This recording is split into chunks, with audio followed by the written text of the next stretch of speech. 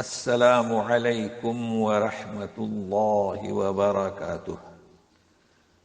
Daily 1 page کے شعبے سے آج کے پیج کا نمبر ہے 148، سورۃ انعام، آیات ہے 147 سے لے کر 151 تک۔ اعوذ باللہ من الشیطان الرجیم۔ فَإِن كَذَّبُوكَ فَقُلْ رَبُّكُمْ ذُو رَحْمَةٍ وَاسِعَةٍ وَلَا يُرَدُّ بَأْسُهُ عَنِ الْقَوْمِ الْمُجْرِمِينَ۔ تجویدی اعتبار سے بأسہ نہ کہ با۔ اگر وہ لوگ یعنی کفار مکہ، مشرکین مکہ تمہیں کاذب کہتے ہیں، جھوٹا کہتے ہیں، تو آپ کہہ دیجئے تمہارا رب بڑی یعنی وسیع رحمت والا ہے۔ اور دوسری بات، مجرمین سے اللہ کا عذاب نہیں ٹلے گا۔ تو دو باتیں ہوئی کہ ان کے جھٹلانے کی وجہ سے گرفت نہیں ہو رہی ہے، تو وہ یہ سمجھتے ہیں کہ ہم حق پر ہیں، میں رسول کو جھٹلایا۔ تو کہہ دیجئے کہ ایسا نہیں ہے، اللہ تعالیٰ رحمت ہے، وسیع رحمت ہے، تو وہ تمہیں موقع دیتا ہے۔ گرفت کا مطلب یہ نہیں کہ تم برحق ہو، موقع دیتا ہے تاکہ تم رجوع کرو۔ اب رہا سوال کہ گرفت نہیں کر رہا ہے، تو جب مدت ختم ہو جائے گی تو مجرمین سے اللہ کا عذاب ٹلے گا نہیں، دنیا میں یا آخرت میں آ کر رہے گا۔ اب شرک اور اللہ کی مشیت تو غلط فہمی تھی کفار مکہ کو، مشرکین مکہ کو، تو اس کا ازالہ کیا جا رہا ہے، تو سنیے۔ سَيَقُولُ الَّذِينَ أَشْرَكُوا لَوْ شَاءَ اللَّهُ مَا أَشْرَكْنَا وَلَا آبَاؤُنَا وَلَا حَرَّمْنَا مِن شَيْءٍ كَذَلِكَ كَذَّبَ الَّذِينَ مِن قَبْلِهِمْ حَتَّى ذَاقُوا بَأْسَنَا قُلْ هَلْ عِندَكُم مِّنْ عِلْمٍ فَتُخْرِجُوهُ لَنَا إِن تَتَّبِعُونَ إِلَّا الظَّنَّ وَإِنْ أَنْتُمْ إِلَّا تَخْرُصُونَ۔ یہ کہیں گے ضرور مشرکین، اگر اللہ چاہتا تو ہم شرک نہیں کرتے، اور نہ ہمارے باپ دادا، اور نہ کسی چیز سے ہم حرام کرتے۔ یہ گزشتہ صفحہ سے چل رہا ہے کہ خود ساختہ مسائل بنا کر چند جانوروں کو حرام کیا تھا، اس کا ذکر ہے۔ تو اسی طریقے سے آپ ان سے پہلے کے جو لوگ تھے نا، اسی طرح ان کے پہلے لوگوں نے جھٹلایا، یہاں تک کہ انہوں نے ہمارے عذاب کا مزہ چکھا۔ تو یہ کہہ رہے تھے کہ بھئی جھٹلا رہے تھے، اور مشیت اللہ کی جو شرک کر رہے ہیں اس پر یہ بیان کر رہے تھے، یعنی غلط تصور۔ تو ایسا نہیں ہے، تم سے بھی پہلے لوگوں نے جھٹلایا تو عذاب تو ان پر بھی آیا۔ تو یہ اتنی بڑی بات ہے، آسان نہیں ہے کہ شرک جو ہم اللہ کی مشیت سے کر رہے ہیں۔ تو اگر تمہارے پاس کوئی دلیل ہے تو لاؤ، نکالو۔ هل عندکم من علم فتخرجوه لنا، نکالو۔ پھر کہا بھی جا رہا ہے کہ تم جو ہے نا گمان، خیال اور تخرصون، اٹکلیں کیا سارا یہاں اس کا تم فالو کر رہے ہو، اس کی پیروی کر رہے ہو، یہ کوئی دلیل نہیں ہے جی۔ اب مشیت کے بارے میں انہیں غلط فہمی ہوئی۔ ان کا یہ کہنا ہے کہ اگر اللہ چاہتا تو کیا تمہارے شرک کرنے کو اللہ نے چاہا؟ تو اللہ کی مشیت کا مظہر شرک نہیں۔ اگر ایسا ہوتا تو متعدد بار بیان کیا جا رہا ہے کہ مشرکین کے لیے عذاب النار، عذاب الجحیم، عذاب السعیر، تو یہ کیا ہے؟ تو یہ نہیں، اللہ کی مشیت نہیں، بلکہ جو تم عقلی دلیل پیش کر رہے ہو، سنیے۔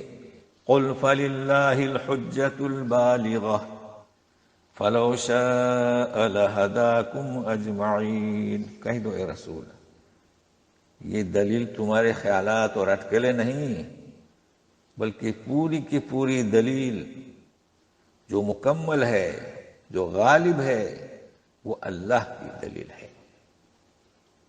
نہیں کہ تمہاری اٹکلیں۔ جی تو حجت اللہ کی، تو سنیے، اور اگر اللہ چاہتا تو تم سب کو ہدایت دیتا، مگر ایسا نہیں۔ تو اللہ کی حجت کیا ہے؟ کہ وہ چاہتا ہے کہ ہر ایک اپنا اپنا عمل ثابت کرے۔ اب جو تم نے جو شریک کر رکھے ہیں تو سنیے، قل هلم شهداءكم الذين يشهدون أن الله حرم هذا فإن شهدوا فلا تشهد معهم ولا تتبع أهواء الذين كذبوا بآياتنا والذين لا يؤمنون بالآخرة وهم بربهم يعدلون۔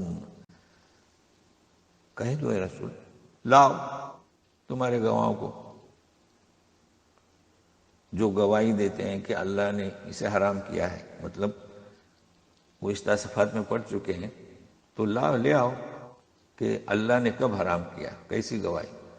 اگر وہ گواہی دیں بھی یعنی جھوٹ، فلا تشہد معہم، تو اے رسول آپ ان کے ساتھ ایسی گواہی نہ دینا۔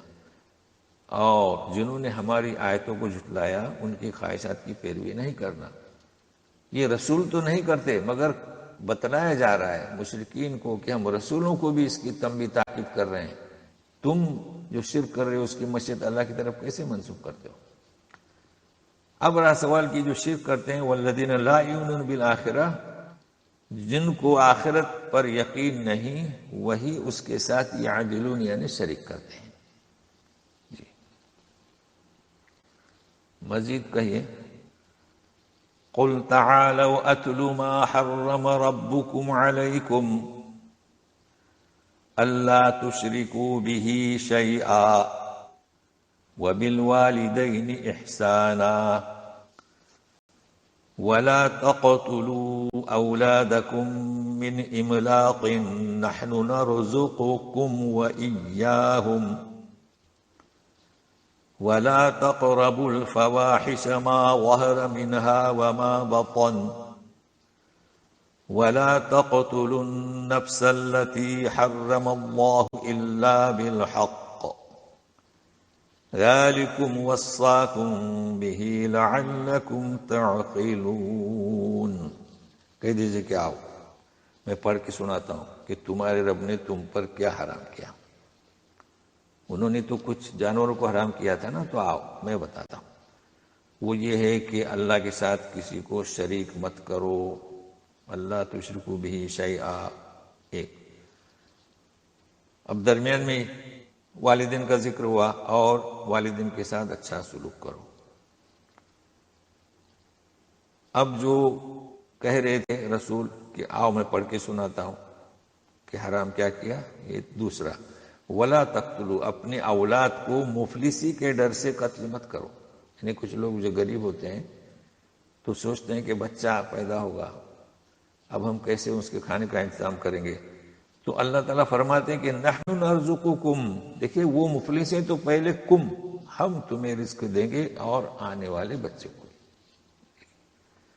اور فواحش، قریب مت جاؤ، پھٹکو تک نہیں، چاہے وہ ظاہری ہوں چاہے باطنی ہوں۔ تو فواحش، فاحشہ، فحش کام، بڑے بڑے گناہ، شرمناک حرکتیں، جی یہ سب اس میں زنا، چوری، لواطت سب آتے ہیں۔ تو یوں نہیں کہا گیا کہ مت کرو، نہیں، قریب مت جاؤ، جی۔ اور ذکر ہوا تھا بچوں کا، اب ایک عمومی طور پر، وَلَا تَقْتُلُوا النَّفْسَ الَّتِي حَرَّمَ اللَّهُ إِلَّا بِالْحَقِّ، یعنی کسی نفس کو مت مارو، اس لیے کہ حرام کیا ہے اللہ تعالیٰ نے۔ پیدائش اللہ کی زندہ کرنے والا اللہ، مارنے والا اللہ، تم کون ہوتے ہو؟ ہاں مگر حق کے ساتھ۔ وہ کیا حق؟ جو اللہ تعالیٰ نے قصاص مقرر کیا ہے جی، کسی نے کسی کو مارا تو اس کے بدلے اسے مارا جائے، جو طریقہ اسلامی ہے۔ کسی نے کسی کا ہاتھ توڑا تو اس کا ہاتھ توڑا جائے، یہ کہا جا رہا ہے۔ ذالکم وصاکم بہ، یہ مذکورہ تمام امور۔ اب دیکھیں ذالکم ترجمہ کیا کرتے ہیں، یہ بار بار الفاظ آئے ہیں ایسے، تو یہ مذکورہ تمام امور کی وصیت تمہیں، وصاکم وصیت کی اللہ نے تمہیں تاکہ تم سمجھ سے کام لو۔ تو آج اتنا ہی، پھر ملیں گے کل انشاءاللہ۔ والسلام علیکم۔